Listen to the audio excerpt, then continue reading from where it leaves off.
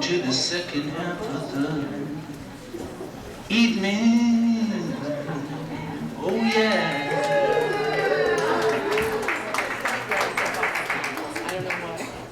We want to acknowledge. Oh yeah, we want to acknowledge. We want to acknowledge. The playwrights, the playwrights, the playwrights, the playwrights. During the first half of the evening, and I would like them to stand. Playwright for Matron of Honor, Kathy Granfield. Stand, please.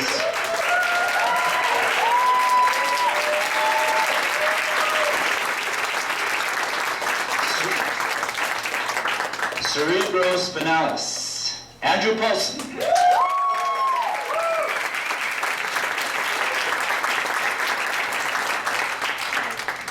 Deep Emotions and Saintly Illusions, Michael Chaloux.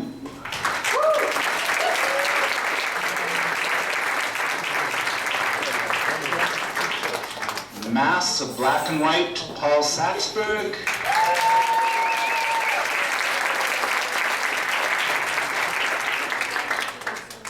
And also A Distant Drummer by Bonnie Parente. Thank you.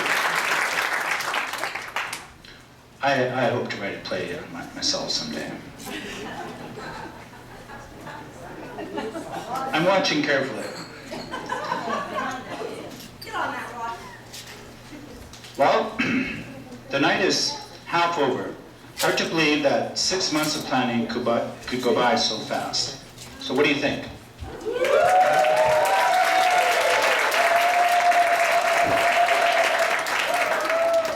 Pretty good so far, eh?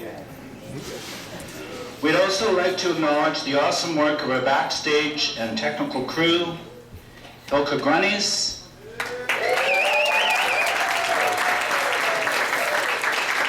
Riel Senetnik, Nick Bannon, Jay Stapleton, Marty Harkonnen, all under the watchful eye of stage management, Natalie Roy.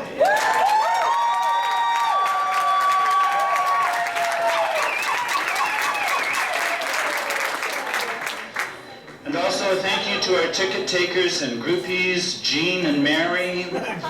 If you still have your baggage ticket, now is the time to get them in the suitcase, or you could do it at the end of the night also, I've just been told, so you don't have to panic, but if you could get those in, that would be great. The suitcase, I'm assuming at the back of the room. So I guess that you don't have to raise your hand for Aisha and Nibi to go around and collect them. Are you still doing that? Yes. No, we're not doing that. So, but thanks anyways. It would have been Nibi and Aisha, so let's have a hand for them.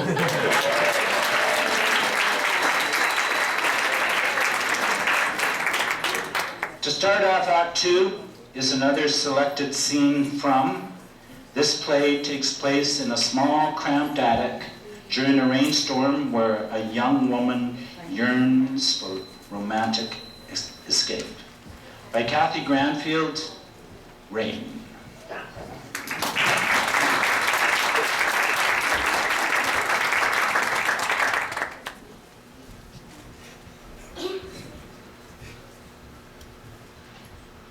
Tonight's the night. But what time are you going to be here?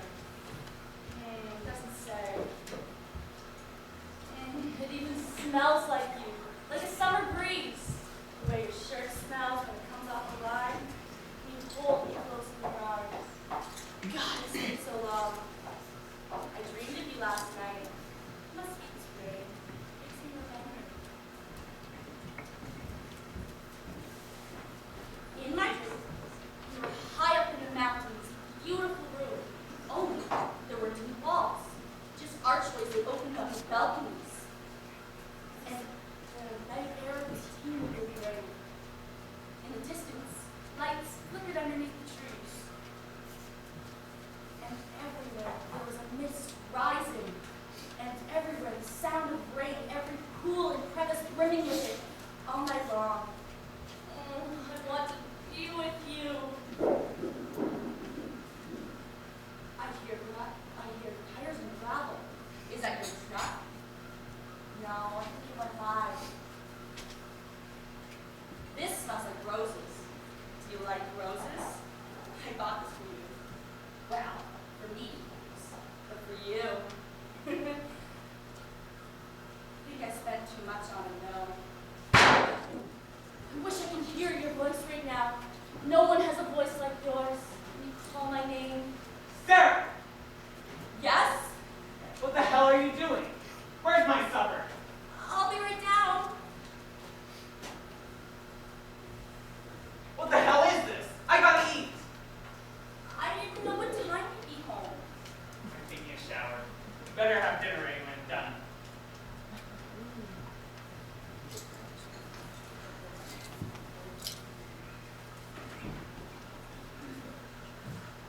What would you like for dinner? I'll cook for you. Or we could go out. I can wear a pretty dress and heels and that necklace you gave me. Oh, I wish I could feel your arms around me and your kiss on my cheek. What the fuck? You're still up here? I thought you were taking a shower. There's no towel. I'm late for poker. Get downstairs! I'm going! Don't look like it! Let me go! You gonna cook supper or what? Gotta go in like 5 minutes. What are you doing? I'm not cooking you supper. You cook it yourself. What the fuck? Get downstairs. What is that? Nothing. What is it? What kind of crap is this? I say you could buy it. I tell you about fancy shit like this, huh? Told you not to do it. What'd I tell you? We couldn't afford it. But you did it anyway. Gotta teach you a lesson. Hang on! That's too much. No, too much. Yeah? I like it. Just throw the bottle and I'll say don't hurt you. No. You gotta be like, I'm not afraid of you. That's better.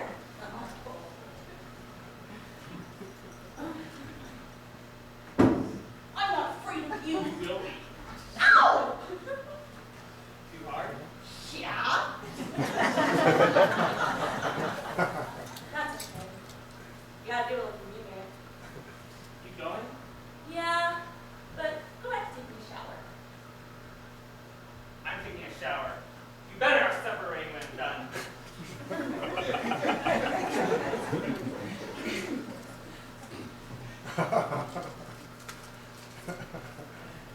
I can't wait to feel your arms around me and your kiss on my cheek.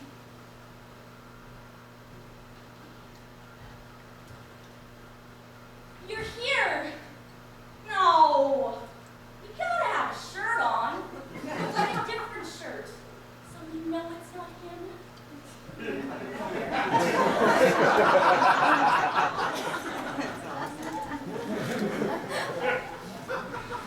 Ready? I can't wait to feel your arms around me and your kiss on my cheek.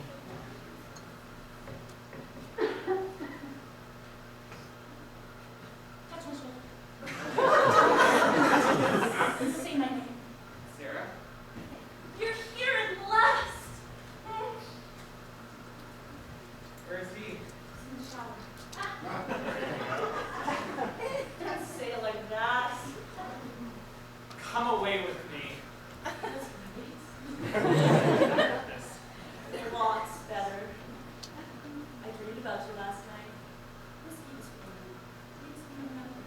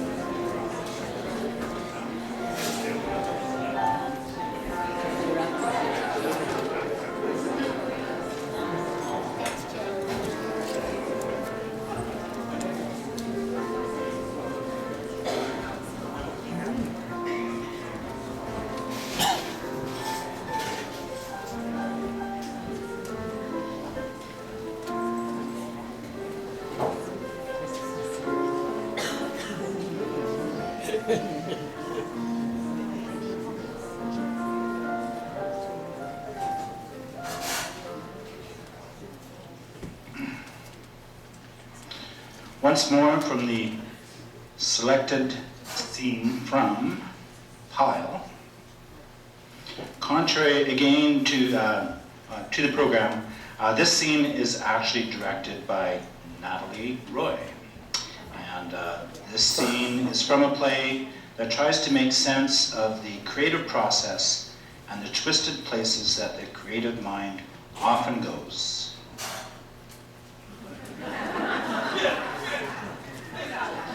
By Janis Swanson, Character Flaws.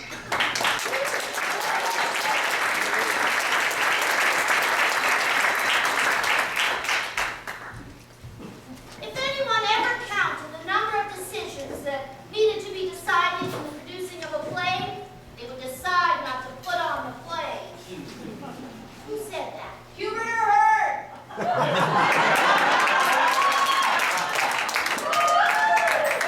No, he didn't.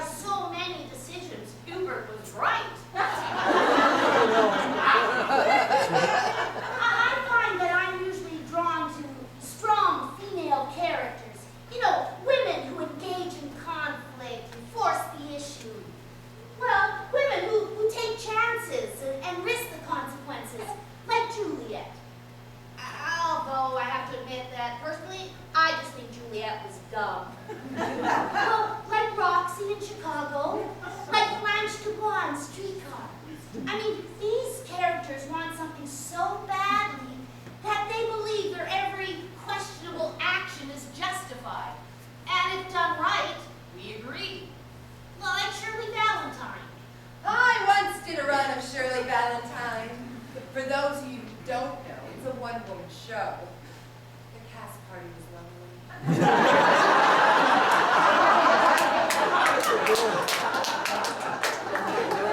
I often think of how that story would change if Shirley was played by a man. I know, it's a weird thing to think of. But, well, at one time Juliet was played by a man. Well, a prepubescent boy, actually. Way back whenever, women weren't allowed on stage. It was unseemly for a woman to undertake such a profession. So they hired boys to play all the girls. And they paid them less. And the makeup they used was lead-based. So you could always tell an actor by his bad skin and perplexity for early death. Why must you always be led down the path of distraction? Focus! Oh, I love a good death scene. Sweeney Todd, the demon barber of Fleet Street. There's a lot of death in that play. Interesting story about a mad barber who kills people with his straight razor. And then his partner, Miss Love, bakes the dead bodies inside the pies and sells them in her shop. It's a musical. Some of you may remember the production we did at Alfie's years ago. Well, the guy playing Sweeney, again, no names, was kind of having an affair with our stage manager, who was kind of married to our lighting guy. Anyway, after all of Sweeney's scenes, he would go backstage and him and her would make out behind a back cloth drop. Well, one night, Mrs. Lovett accidentally lost her footing and fell into the back cloth drop. And well, according to Sweeney's tights, everything was up. And the lighting seemed to hit it just so.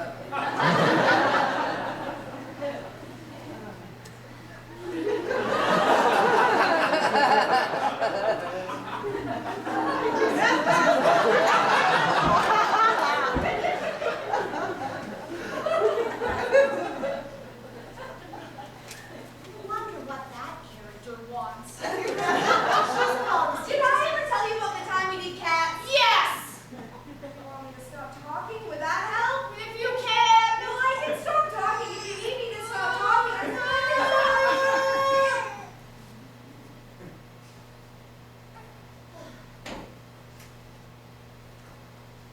I'm Anne-Marie McDonald, Daniel McIver, Kugler and Rose, Kinsella. These guys can write the fuck out of characters. You needn't be foul. As Rita Ubiako said in the Chronicle Journal, gratuitous cursing, not necessary. And besides, you should reinstate your funds for when you need them. Rita Ubriaco wasn't British. Anne-Marie McDonald, Daniel McIver, Kugler and Rose, Kinsella. These guys can write the hell out of characters and make them so care-aboutable and knowable that, well, you have to find out what happens to them. You can't close the script or leave the theater without knowing that they're okay. Or not okay, but you have to know. Oh, I love when that happens. When you can feel the tingle and you know the audience is in a temporary trance. You know that the tiny thumb holes are clenched. Shifting forward in their seat, ever so slightly. And you know, you're imaginary. I'm surprised. Sometimes you say things that are actually quite usable. I'm sorry I called you a boring and uninteresting character. You said that? No, but I was thinking it really loud.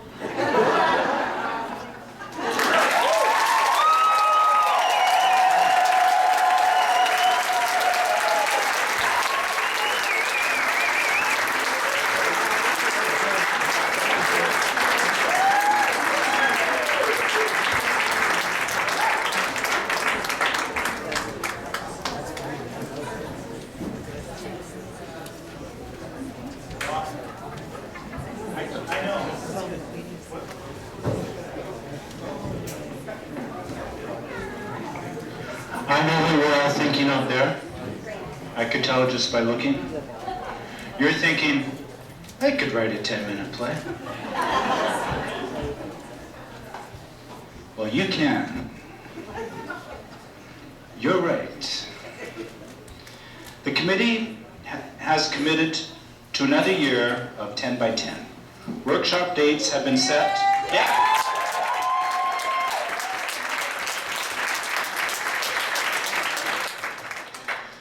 The workshop dates have been set for April 9, 10, and 11, and performances are slated for Sunday, April the 12th, 2014.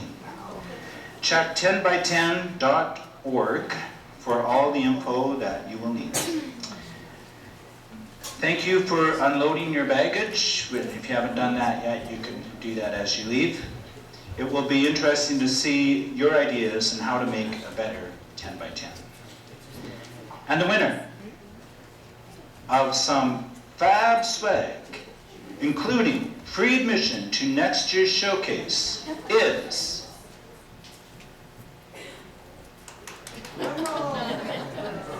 hey, Vivi. He used to call me the black flag guy. Remember that? When he was really little. It's the black flag guy. Okay, here we go. Thank you, Nibin. And the winner is tickets. Wait a minute. I guess I pick a number, right? There's nothing written on here. So the number of the ticket is 685 694.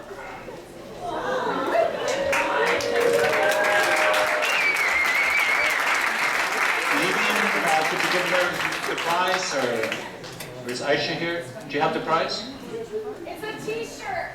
So come back to the back to get a size that fits you. Okay. Maybe later you could. She will. Okay. Got it. Thank you, Sheena.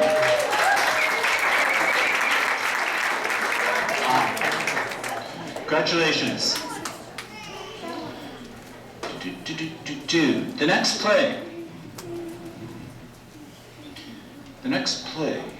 in its entirety, involves three people considered strangers and a conversation over cocktails that unites them.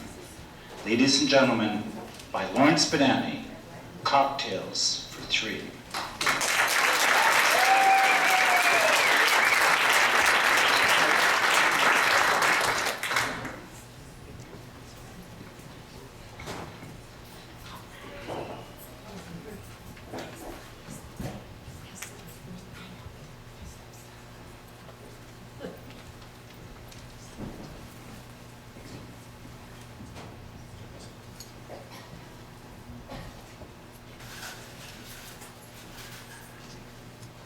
Paging Dr. McLeod, paging Dr. McLeod.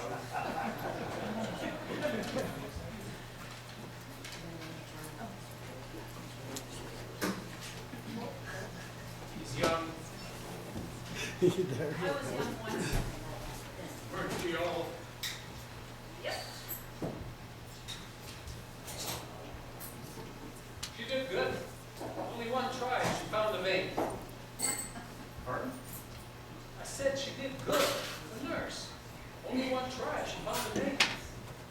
They usually don't have that problem. Haven't yet, anyhow. I'm John. Colin. Coleman is your last name? No, that's my type. Contestant number 3 is breast. I didn't ask to be a contestant. Don't mind her. Sometimes she can be a little bitter. Wouldn't be. I was at first. I'm not anymore. You just end up fighting yourself. That's what my wife says. You've been married long? Not really. 2 years, dated for even longer. She's my rock, and I'm stuck between my life and a hard place. Shelley died 4 years ago. Your wife? Yeah, she was, we were each other's rock, as you would say. Still miss her dearly every day, especially in the morning. Miss the feel of her cold feet, Since you came back to bed from making a pot of coffee? It's the little things you miss the most, you know? Sorry. What happened? Heart attack. We were at breakfast, Shelley and I. Weather on the telly. Coffee in one hand, newspaper in the other.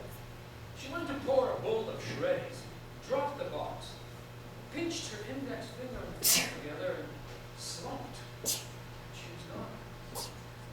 Our son, Harry, tried to do CPR on her. It didn't work. Not that it was his fault. It was his best. Can't say as I've ever eaten another bowl of shreddies, though.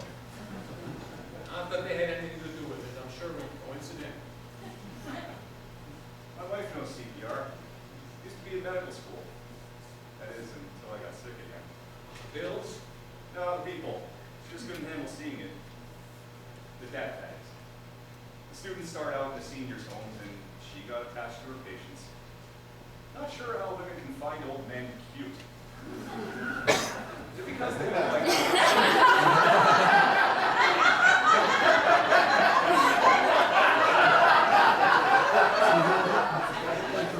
You don't have to answer that.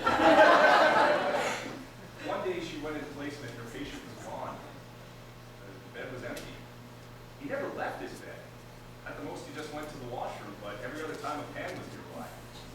Postcards on the wall from distant relatives, gone. Broke her heart, and yet every other nurse continued on as though nothing had happened. What about Albert, she said. He died, they said, and we cleaned out the room for another patient. Gone, like he never was. Yet another steer is coming off the loading dock. She's taking accounting now at college.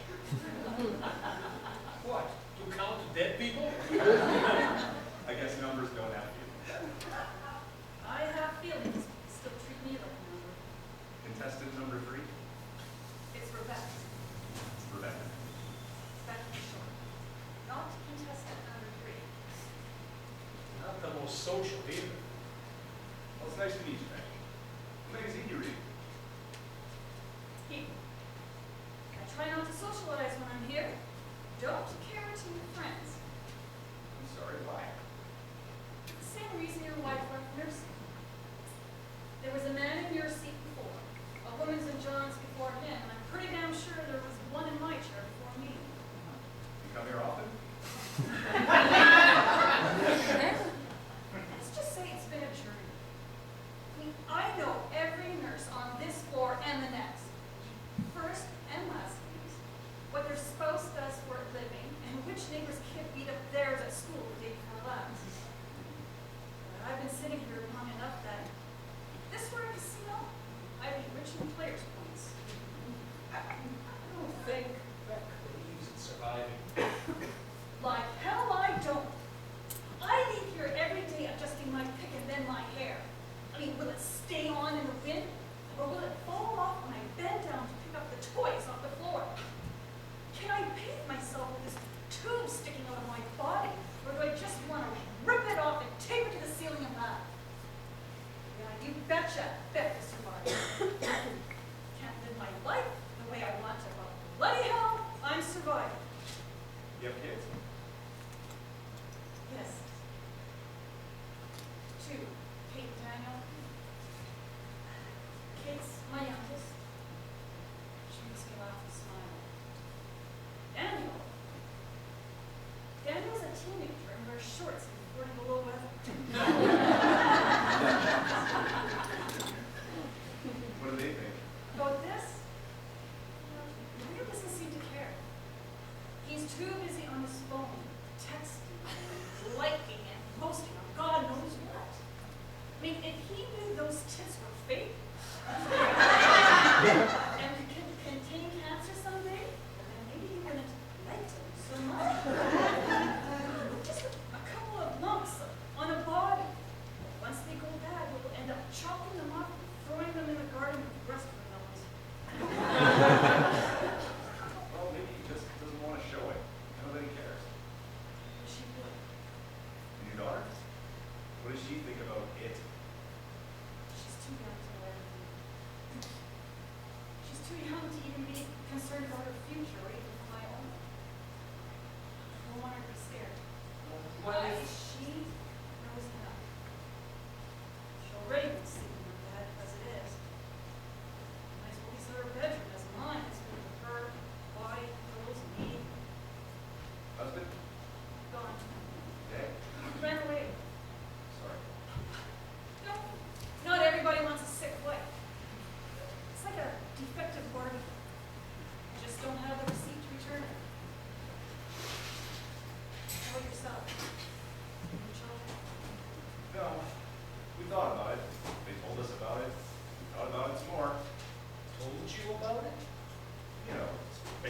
saving for a rainy day? Is your doctor giving you financial advice? No, sperm banking. Oh, There wasn't any time really, or we would have waited longer for surgery. Now we have very hairy, four-legged children with wet noses. How about you, John? Do any banking? Only the kind the government can tax. Children then? The one son, Harry, he works down south now. Something to do with telecommunications or whatnot, I don't really understand. He comes home whenever he can.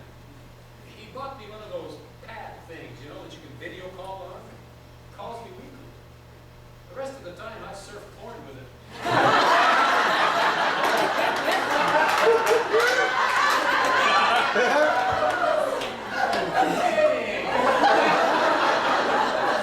Play poker with it.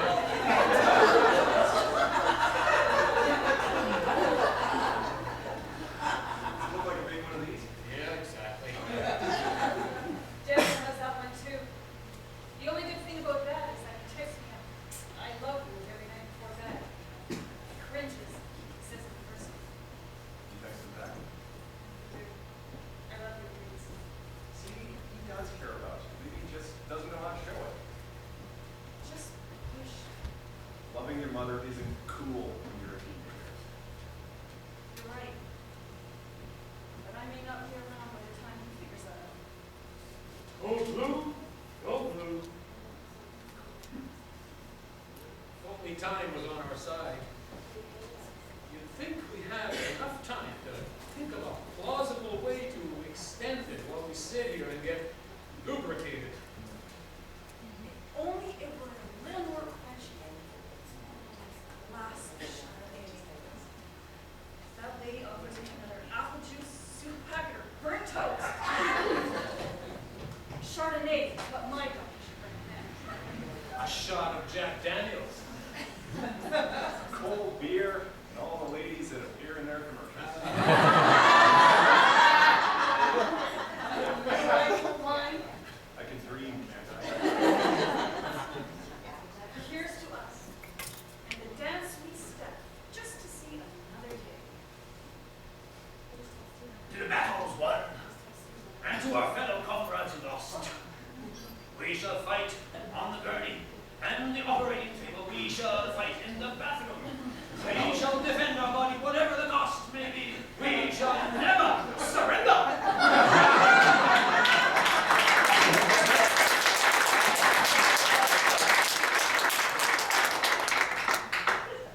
Here's to being optimistic about the future. Well, actually, cancer. Take your life expectancy data and shove it up your ass sideways.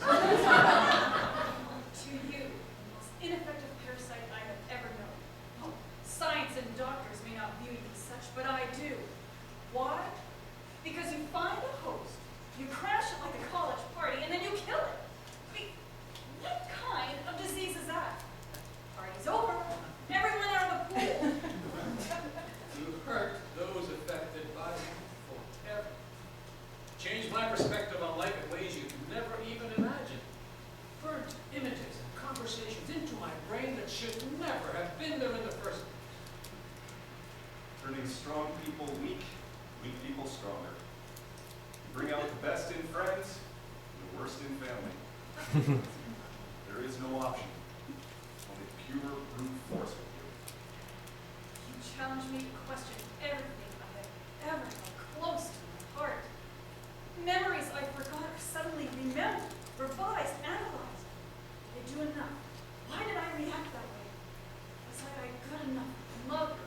Why didn't I try harder? You can't blame yourself. To say what I want to say, and only because you have the card. Yeah. You don't make me feel good. You take away, murder, invade, rape, and pillage the village of my life that I've built up in my mind. Affect us forever. And I may never be able to rebuild my life the same way I was before I met you. And that's why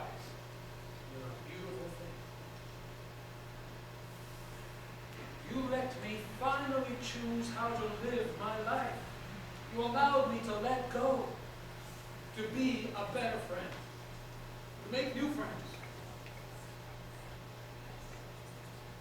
I opened my eyes and got to see my parents in a whole new light. I thought I didn't have a choice, but I did have a choice. I could choose to be bitter, and I could choose to just not be bitter. What would bitterness do? Just be stuck in old grief. All those endless nights when you wake up crying because memories you never even knew you had come flooding back in dreams. And I would be angry. Angry. So angry. And virtually useless to myself and to the rest of the world. No, we'd be even more alone for sure. John, not alone. We have each other. Yes, we do. Here's to us. Tits. Ass. And ball.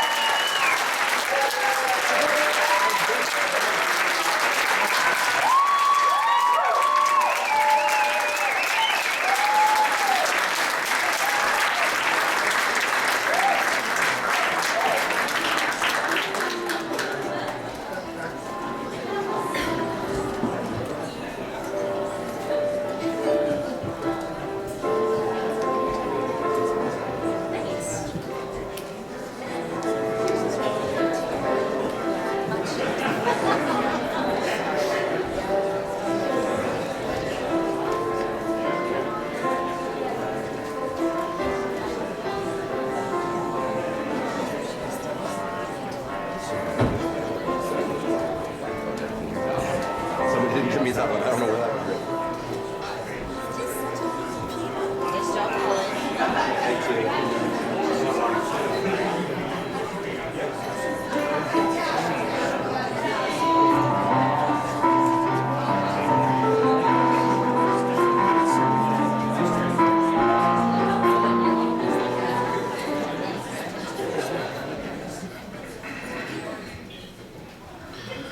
Play number 9 of the first 10 by 10 asks the question, is the world ready for the second coming of Christ? This play sees 3 priests praying it is as they conspire to cover up a scandalous affair. Ladies and gentlemen, by Richard Boone, The Immaculate Conception of the Blessed Virgin Sophia.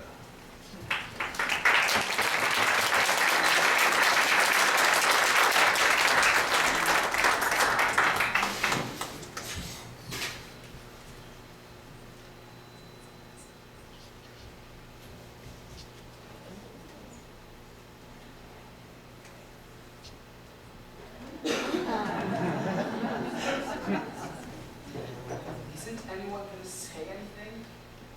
I never thought I'd hear one of my brothers tell of such shocking actions. I can't believe what I just heard. You know what you've done, Father Steve? You've ruined your whole career. But why must I give up my career? I haven't lost my calling. I've just lost my way. I'm still as devoted to the brotherhood as a lady. I'm not going to hear any more of your devotions, Father Steve. I'm going to have to tell the bishop. Why? Why does he need to know? You have just learned you're going to be a father. That you have fathered. That you have... But why does he need to know? Tell me that, Father Dave. Nobody needs to know. And what about the poor girl? What's she going to say to her parents when she begins to show? I think they'll notice. Please, tell us again how this happened. You told us so unexpectedly. I think I blacked out when you were talking. Yes, yes, Father Steve. You tell us the story again, only this time a little slower. Yes, well, you know that young girl, Sophia Shannon, has been spending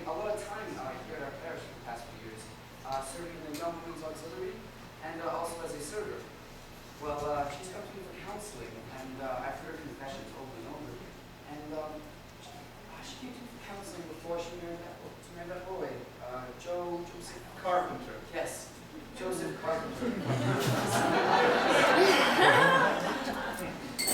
Well, we started growing very fond of each other, but I didn't quite realize how fond at first. She would text me, and I would text her quite innocently at first, but then I started noticing things. Things? What sort of things, Father Stephen? Oh, the things we priests are not supposed to notice. Her eyes so blue, her lips so red and full, her skin. I've never seen such perfect skin. It was the devil's work. It was as if the devil came through Sophia to tempt me. Satan laid every temptation at my feet, and I thought I was doing the same thing of avoiding them, but until that heat wave this summer. Do you remember it? Yes, I do. Oh, yes, it was a most uncomfortable time. Well, The air conditioning in the rectory broke down for the final time. That was the devil's work. It was as if hell had released all its heat in one final. Oh, it made me weak, Father. I couldn't help myself. I gave in to the temptations. And here we are, 2.5 months later, and what have you done to yourself here, Father Steve? You know what you've done. You've made a complete wreckage of your life. And you are going to have to deal with it before Sophia shows herself to her parents and they see what you did to her. But we're going to have to avoid the humiliation for the church. But must I give up my calling? I'm sure this sort of thing happens all the time. Back when I grew up, the priest had a girlfriend. Everyone knew. She said that she was his housekeeper. Yes. And the Father's holy church continues to be shrouded in scandal after scandal. Where is it to end? Where? You're one to talk about scandals. 5 parishes in 3 years. I have no idea what you're talking about. You do so, and so does the Monsignor. We both saw you and Dr. Francesco in the library. We're not going to speak about that. I mean, it's the wrong thing to talk about. What we've got to worry about now is to protect Sophia and the church. Why don't they allow us to marry? Why don't Rome get with the times? No. It's like Mary Magdalene and Jesus. Oh, that's blasphemy, Father Steve. You're not talking any more blasphemy here. Or I'm going to get you out of this rectum right away. But must I give up my calling? It's all I ever wanted to do. You will not have to leave your calling. What do you mean by that, Father Dave? Well, I've seen it in my other parishes. It is how the church handles such matters. You will be reassigned to another diocese. It is how the church handles such scandals. Oh, scandal! You mustn't talk about scandals anymore. There's no such thing as a scandal. People find out. I don't believe I'm saying these things. Oh, now what are we going to do? Do what? Cover it up? The Monsignor's talking about covering it up? It's not a cover-up. What we're going to do is for the good of the church. All the time we must do for the good of the church. Oh, my Lord, here we go again. Let's think about it for a minute.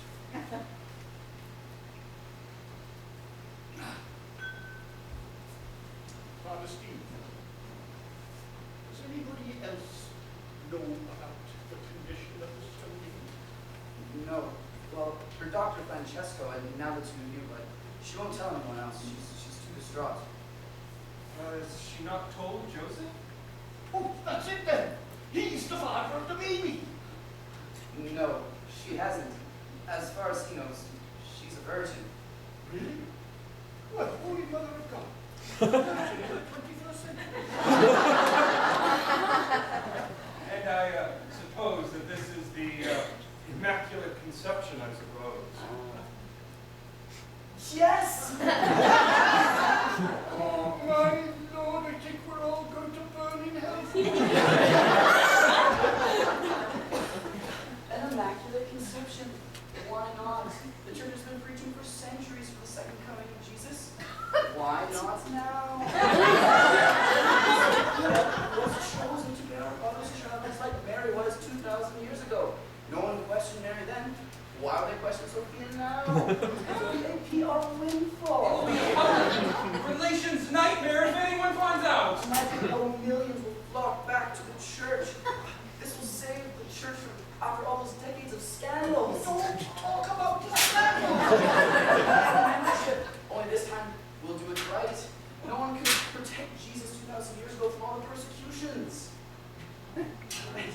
We'll control all of his appearances. We can use the internet. We'll put the full management team behind with Jesus the Second. Right? Jesus the Second? Yeah. Genius. Oh my God. My mind is spinning. This would be great for our church. Oh, slow down, For our parish. Oh, we could open a gift shop. We could get the air conditioning fixed. There's so many things. We could build a whole new cathedral for all the new money coming on the collection plates. Oh, think of it. And with all the new concepts of building, oh, the new cathedral will be so beautiful. The pews, the church pews will be full. All that money. So much money. Oh, And the pews filled up. everywhere, every Sunday. Oh, Steve. Stop.